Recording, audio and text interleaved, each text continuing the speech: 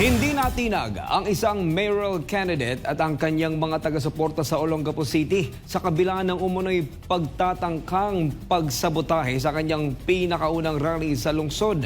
Ano nga ba ang tunay na nangyari sa likod ng kontrobersyang ito? Ating alamin sa balita ni Franco Baranda. Pirmado ng mayor yung permit. Binayaran ko pa yun. Nagbayad ako ng 10,000 at isang 1,000 per hour daw ang bayad dito. So, dapat ito explain to. Explain nila sa tao. Tao ang magagalit sa kanila dahil ilang libong tao nandito ngayon. Hindi naman namin iimbitahin ito ng ganitong oras kung hindi sinusunod yung permit. Kagabi pa to eh.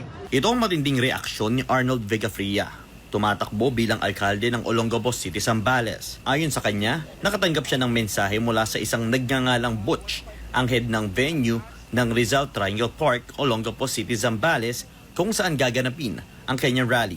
Ayon sa mensahe, maaaring nang mag-set up ng alas 12 ng tanghali upang maging handa bago ang nakatakdang pagsisimula ng rally pagsapit ng alas 5 ng hapon.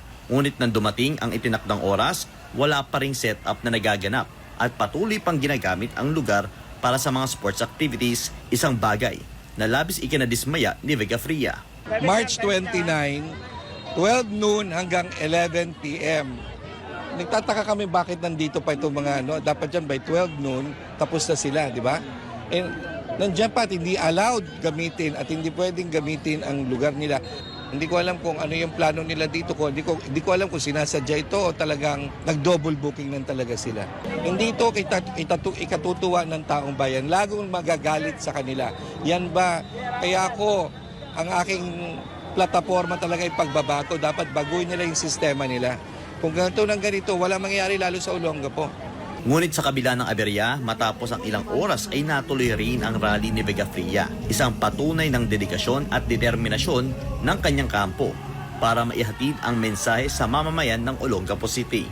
Masaya ako ngayong gabing ito dahil kahit na-delay ang aming programa ng ilang oras, ay ibang tao nag-stay ka. So almost 3/4 ang nawalang audience ko ngayon. Ang aking mga supporters dahil nga masyadong late na nag-start ang aming programa dahil sa alam mo sa nangyari.